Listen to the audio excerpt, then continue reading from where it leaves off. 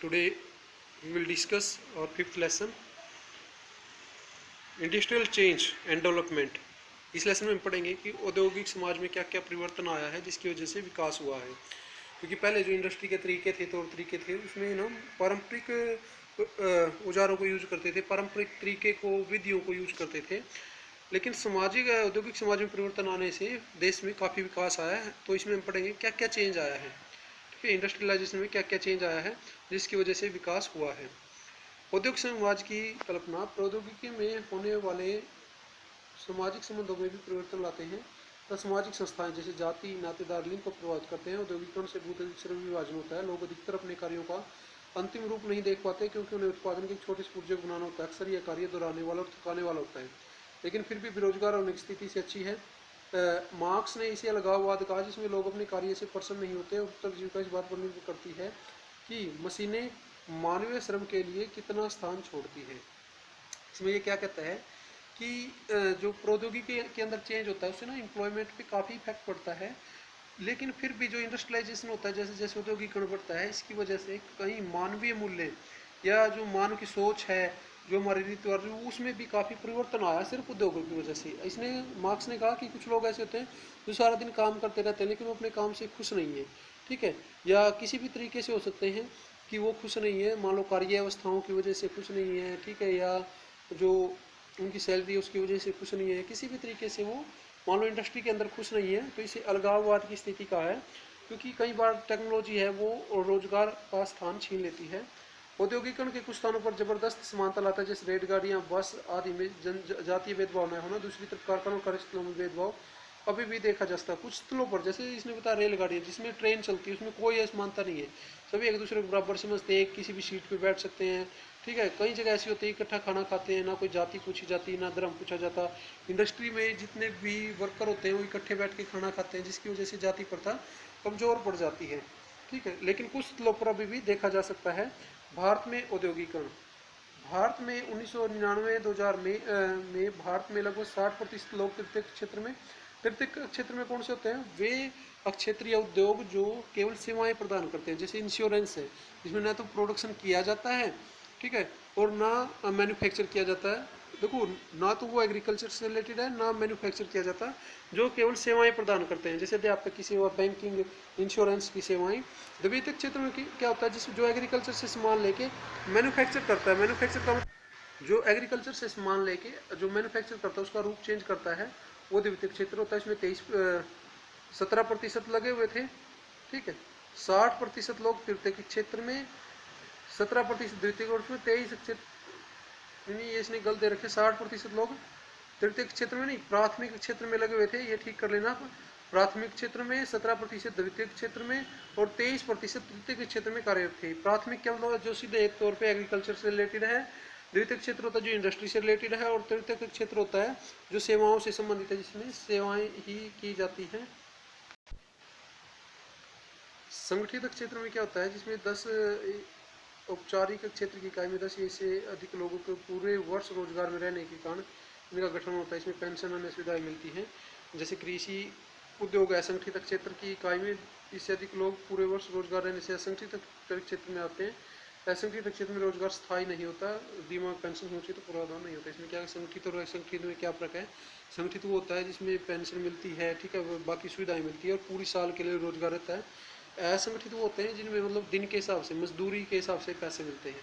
भारत में प्रारंभिक वर्षों में औद्योगिकरण, रुई, जूट, रेलवे, कोयला, खाने भारत के प्रथम उद्योग थे। स्वतंत्रता के बाद भारत ने परिवहन, संचार, जहाज, खनन आदि को महत्व दिया। भारत की मिश्रित आर्थिक नीति में निजी और सार्वजनिक उद्योग दोनों शामिल किए जाते थे। अब आता है जो एलपीजी की पॉलिसी अपनाई थी हमने 1990 में या 90-91 में, तो उनका इंडस्ट्री पे क्या इफेक्ट पड़ा था, क्योंकि ना 90 से पहले जो हमारी इंडस्ट्री थी वो काफ़ी धीमी गति से विकास कर रही थी, या जो टेक्नोलॉजी थी बहुत पिछड़ी हुई थी। 90 के बाद जब हमने एलपीजी लिबरलाइजेशन प्राइवेटाइजेशन जो ग्लोबलाइजेशन बनाया था, उसकी वजह से इंडस्ट्री में बहुत सारा परिवर्तन आया था। 1990 में सरकार ने उदारीकरण की नीति को अपनाया। दूरसंचार, नागरिक उड्डयन, ऊर्जा आदि क्षेत्र में निजी कंपनियों, विशेषकर विदेशी प्रमुख को प्रोत्साहित किया जा रहा है। बहुत सी भारतीय कंपनियों को विदेशियों ने खरीद लिया है। कुछ भारतीय कंपनियां बहुराष्ट्रीय कंपनियां बन गई है। इसके कारण आमदनी की अवसरताएं बढ़ रही हैं। बड़े उद्योगों में सुरक्षित रोजगार कम हो रहे हैं। किसान तथा आदिवासी लोग विस्थापित हो रहे हैं। सरकार सार्वजनिक कंपनियों के अपने शेयर को निजी क्षेत्र की कंपनियों को बेचने का प्रयास कर रही है, जिसे विनिवेश कहा जाता है। इससे कर्मचारी को नौकरी पर जाने का खतरा रहता है।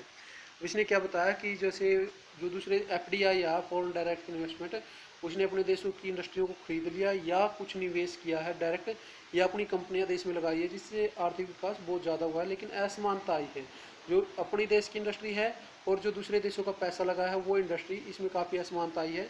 1990 के बाद सरकार ने विनिवेश कर दिया, इसको मतलब अपने जो कंपनियां जो सही तरीके से कार्य नहीं कर रही थी उसने विदेशी कंपनियों को बेच दिया है, जिससे रोजगार को खतरा पैदा हुआ है या रोजगार में कमी आई है। लोग किस तरह से काम पाते हैं? रोजगार के विज्ञापन द्वारा बहुत कम लोग रोजगार पाते हैं, जबकि निजी संपर्कों द्वारा स्वनियोजित लोग काम के आधार पर व्यवसाय करते हैं। फैक्ट्री के कामगार ठेकेदार द्वारा काम पाते हैं, जिसमें पहले से कामगार थे। अब जो विज्ञापन निकाले जाते हैं उनके द्वारा रोजगार बहुत कम पाया जाता है, जबकि ठेकेदार होते हैं जो बीच में कमीशन लेते हैं, उनके द्वारा रोजगार ज़्यादा दिया जाता है। काम को किस तरीके से किया जाता है? मैनेजर कामगारों को नियंत्रित करके अधिक काम कराते हैं। एक क्वेश्चन आता है मैनेजर के क्या क्या कार्य होते हैं, वो किस तरीके से काम करवाता है? कार्य की घंटों तथा निर्धारित समय में उत्पादित वस्तु की मात्रा को बढ़ा देता है।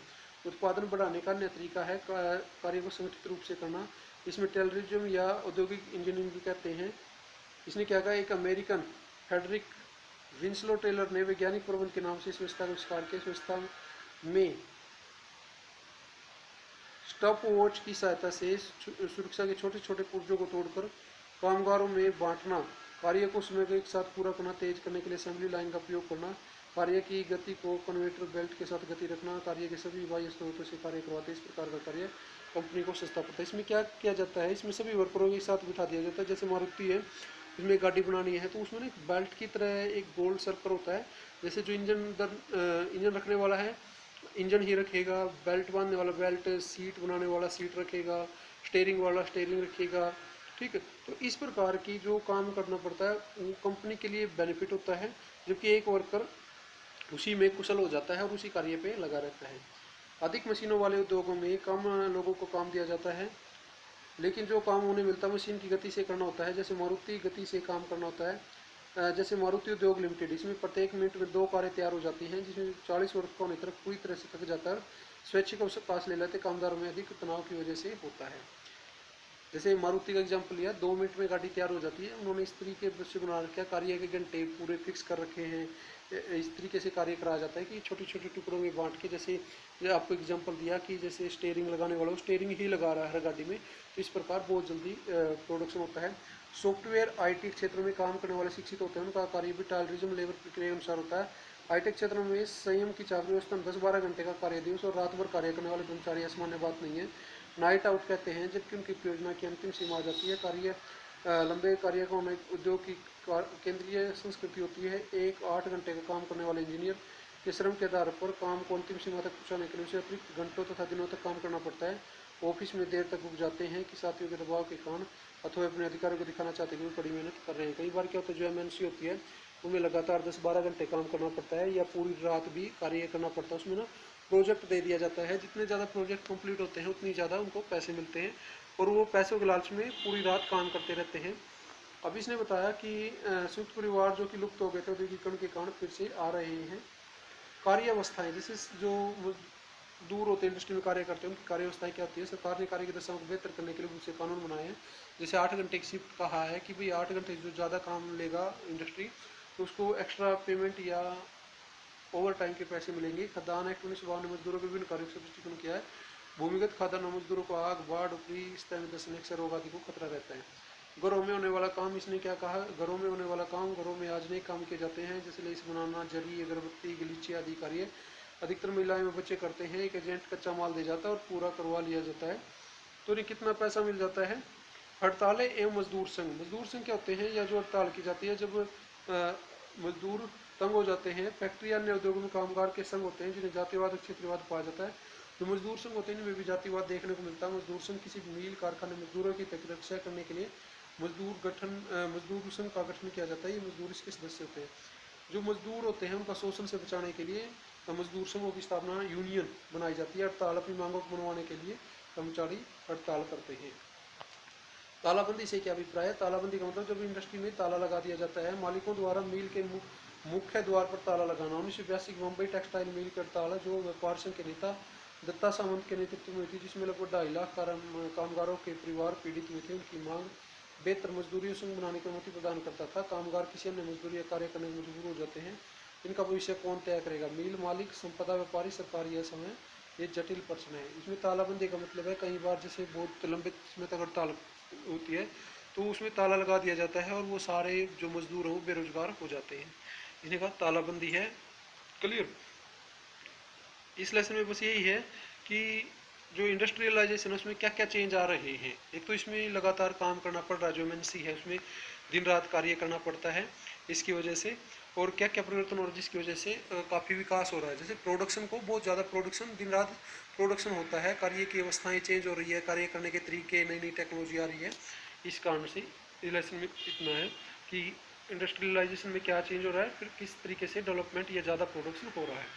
ठीक है स्टूडेंट्स, फिर भी आपको कोई भी क्वेश्चन पूछना है, डाउट है तो you can ask. Okay students, thank you, that's all.